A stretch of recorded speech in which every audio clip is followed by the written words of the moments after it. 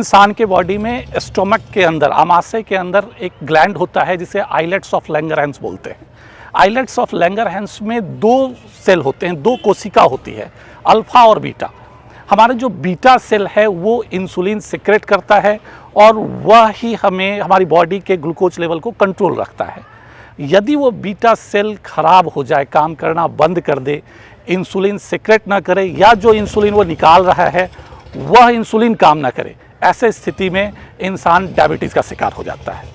अब सवाल उठता है कि क्या आपके मेडिकल न्यूट्रिशन में कौन से ऐसे फूड न्यूट्रिशन हैं जो उस बीटा सेल को रीजनरेट कर दे। यदि यह सेल रीजनरेट हो गया, चाहे किसी भी कंटेंट से हो, चाहे किसी भी फूड सप्लीमेंट से हो, किसी भी मेडिसिन से हो, तो नो डाउट इंसान डायबिटीज़ से क्योर हो जाएगा।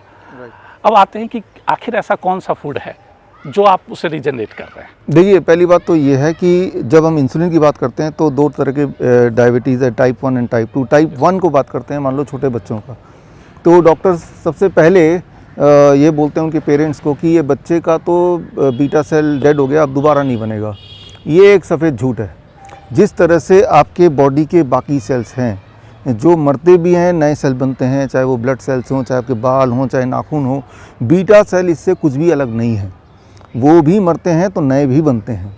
लेकिन यहाँ पे आपने ये देखा होगा छोटे बच्चों के केस में या इंसुलिन डिपेंडेंट पेशेंट्स के केस में कि वो एक बार इंसुलिन पे आ गए तो जीवन भर लेना पड़ता है। इससे ये लोगों के दिमाग में एक भ्रम बोलें इसको कि आ जाता है कि भाई एक बार इंसुलिन पे आ गया इसका मतलब बीटा सेल मर गया, वो ज़िंदा नहीं हो रहे होंगे, तभी तो ज़िंदगी भर इंसुलिन लेना ही नहीं पड़ता, बल्कि उसकी क्वान्टिटी भी बढ़ जाती है। यहाँ पे एक सिंपल बात मैं आपको बता दूँ, आपको बिल्कुल समझ आ जाएगी बात कि क्या करना है। उसके लिए आपको मुझे मिलने की आवश्यकता नहीं पड़ेगी।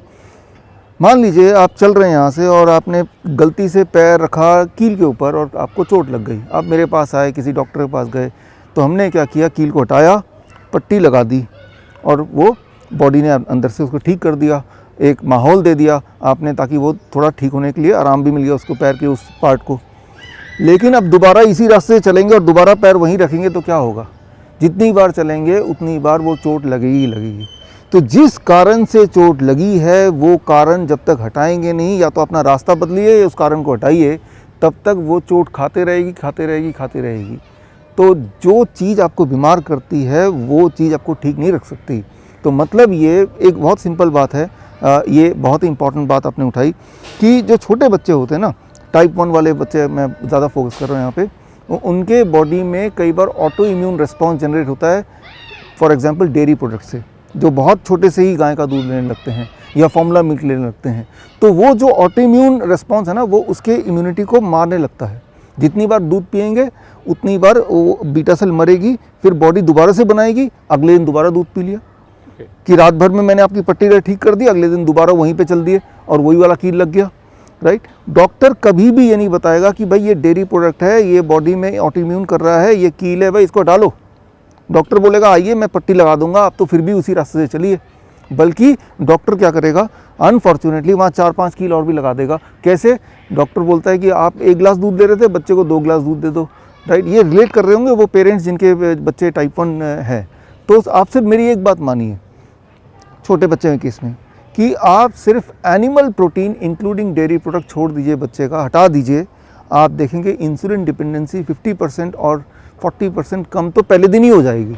इसी बात से ये साबित हो रहा है कि भाई कि कल्प्रिट क्या है, कि कौन सी चीज़ है जो कॉज कर रही है, the thing which is causing the disease, उसको हटा दो, बॉडी अपने आप ही रिकवर करेगी।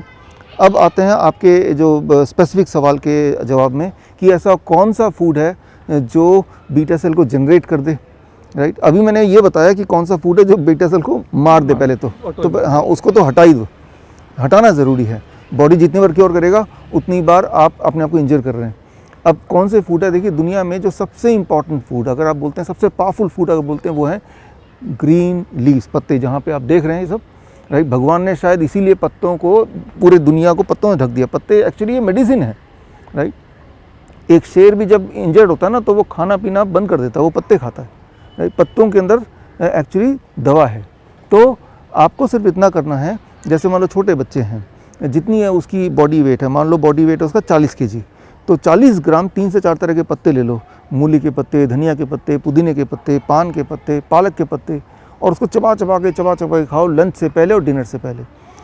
ये जो पत्ते खाएंगे तो आप आश्चर्य रह जाएंगे। एक तो वो कॉस्ट तो हटा ही दिया आपने, एनिमल प्रोटीन, प्लस ये शुरू कर दिया कि अचानक ब्लड शुगर कंट्रोल में आने लगेगा, अचानक एकदम से। कितनी जल्दी? करीब कुछ घंटे, मैं एक दिन भी नहीं बोल रहा, कुछ घंटे में आना शुरू हो जाएगा। अब ज़रा सोचिए, कुछ घंटे में इफेक्ट आ रहा है, और अगर यही चीज़ परमानेंटली लेने लगे तो क्या होगा? अगर एक हफ्ता लिया तो क्या होगा? एक महीना लिया तो क्या होगा? 3 महीने लिया तो क्या होगा? सो अनबिलीवेबल रिजल्ट्स। तो सबसे इम्पॉर्टेंट क्या है जो ठीक करेगा? वो है पत्ते। उसको पत्तों को पार्ट बनाओ, जो पत्ते खा नहीं सकते उसको कूट के चटनी बनाओ, जो चटनी भी नहीं ले सकते उसका स्मूदी बनाओ, जो स्मूदी भी नहीं ले सकते उसका जूस बनाओ। पत्ते हमारे लाइफ का पार्ट बना लो, एक। दूसरा, raw vegetables and raw fruits. हर दिन आप कुछ ना कुछ सलाद खाओ और कुछ ना कुछ फल खाओ।